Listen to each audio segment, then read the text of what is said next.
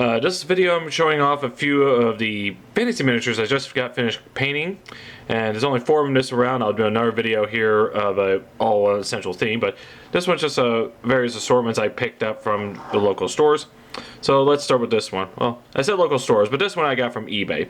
It's a Skeleton Warrior from Ral Partha, and you know, Ironwind Metals is what they're called now, but while you can't get this one anymore on the web store, there's a very similar one with the same style helmet, different position arms, and even different armor on his chest. But I got this one there, decent price. It goes well with the skeletons I already collected. So I just, you know, simple darkened armor, you know, skeleton bones. You know, I put a little brass into trimming of the helmet. You know, very simple, straightforward. Didn't take too long. So you know, there you go. Yeah, of course we got the shin guards, you know, painted. Yeah, pretty simple, straightforward, but when you add it to the skeletons already collected in my previous videos, it works out nicely.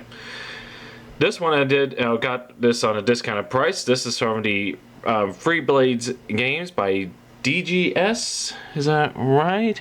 DGS games, you know, for their Free Blades miniature game. This is a questing knight of Tanar. I picked this one up, you know, I like the fact that it's very simple but realistic top armor. You know, you don't got that typical over-exaggerated armor pieces, huge shoulder pads, armor that you can't move in. This looks like something someone can actually make and wear. The shield, would originally just be a plain shield, no markings on it. So I painted a little pattern, which I've done a couple times on our miniatures. I'm not very creative that way. And just painted a nice green tunic. Pretty nice, simple, straightforward. You know, didn't take long at all, of course. Now this next one here is from the Wizkids Dungeons & Dragons line, and as a Displacer Beast, this is not metal. I usually prefer metal, but I like this one, so you know, so I got it anyway, even though it's plastic. Displacer Beast is a typical monster of Dungeons & Dragons, a 6-legged cat with 2 tentacles with sharp, claws or teeth-like things on it that do damage. Now, the plastic, it comes with a plastic base, and normally, you know, the Displacer Beast has its own textured rock, but as you can see on the edge right here, it only goes so far. So I coated the rest of the base with green putty, textured out to the same.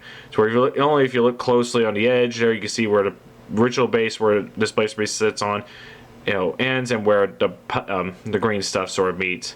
I'm sure if I worked on it a little bit more, maybe a bit more seamless. So in case you're wondering why mine extends out to the entire base, I use green putty for that. Just put some on the base and then use a shaping tool to go with the groove. Start with the grooves that's already on that and just work your way out. But a bit digressing. But in case you're curious, that's what I did. So that way it covers the whole thing instead of just a little spot on it, and that way, you know, just looks right. So there you go. Displacer Beast, very nice and simple. Just a few successive layers of gray, working way up, and then I'm thinking about getting another one of these and try various shades of blue, because I've seen pictures where they use a little bit of blue on that. The only other color other than gray is this purple here, but it'll be a slideshow after this as usual. Okay, for the final one here, I picked up for half price at Del City.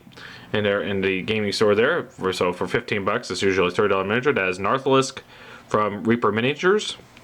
And sorry, I don't have autosave on this, so I'll have to show you close-ups here. I'll have a slideshow afterwards to, you know, show the whole thing. And it's a very nice, you know, basic dragon. Wings there, I did the start with a brown and work successfully on up to a little bone white at the edges.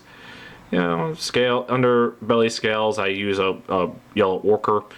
The base, well, this doesn't come with a base towards it.